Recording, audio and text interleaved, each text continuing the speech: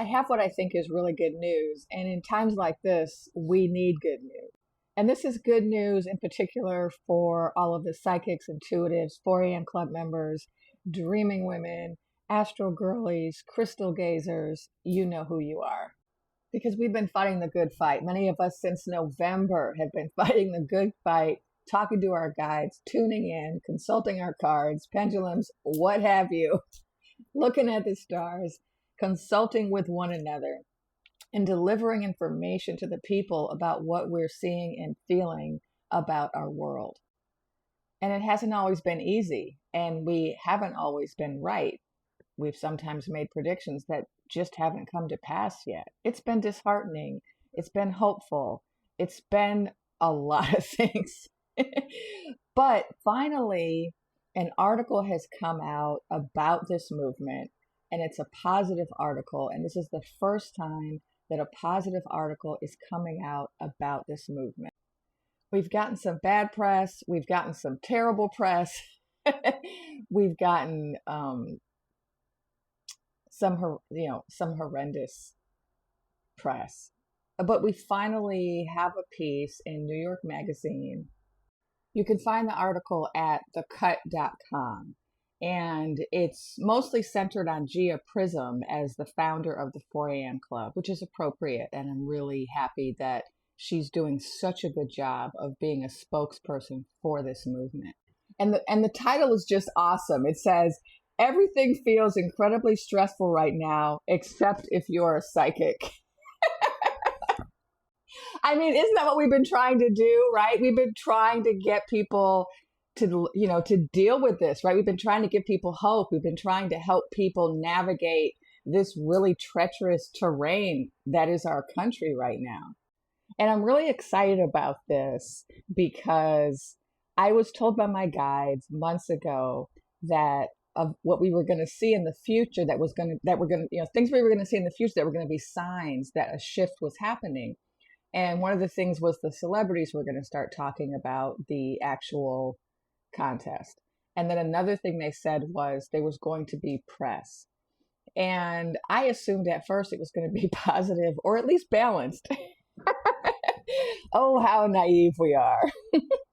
The first article where Gia and I were both interviewed was like a hit piece.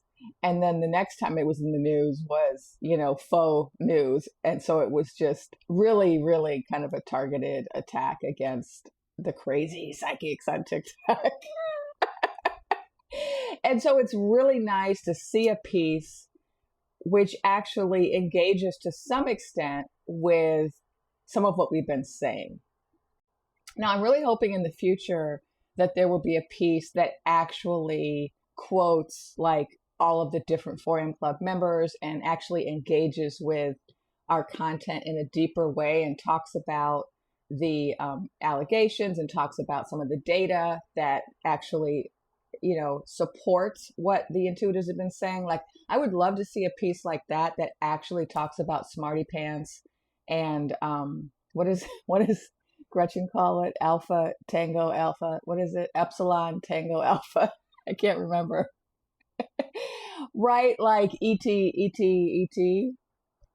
It would be nice, right, to talk about the intuitives and also talk about the data and how they're lining up. I mean, so I think that's the next piece. But I'm really happy that we're finally getting some balanced coverage of this movement because it's a sign. It's a sign that people are waking up, that people are questioning more, that people are kind of coming out of that daze, right? For some people, it was a cult daze. For other people, it was a shock and awe daze. For others, it was an apathetic daze, like all those people who didn't buy tickets at all, right? They were in this daze of apathy where they just didn't participate. And so we have a lot of people waking up from different types of sleep. And anytime we see evidence of people waking up, it's a really good thing. And I just feel that this article is evidence of people waking up. And so I think it's in New York Magazine, but you can find it at thecut.com. And Yeah, it's exciting. She doesn't really talk about me much, so if you're looking for that, you're not going to find that. But she just does a great job of discussing the movement and Gia Prism's role in it. And this is the kind of thing that starts discourses, or that furthers discourses, right? Because you can't have a conversation if you don't have everybody engaged. And so this is a sign that we're going to have more engagement, that people are going to actually start to engage with what we're saying. So I just wanted to put this little post on here as an encouragement for all of you out there, all of the women and the theys and the gays, all of the dreaming people who out there have been dreaming and having visions and, holding the faith, holding the hope, continuing to be in community with one another, and continuing to use your gifts, expand your gifts, grow your gifts, so that you can help the collective. That's what we're all trying to do. We're all trying to help the collective and to help this collective shift forward in our evolution. And so, bravo, we're doing it. It's happening. And here's a little evidence that it was not all in vain. The tides are shifting, the discourse is changing, and this is a really good thing. So, yay!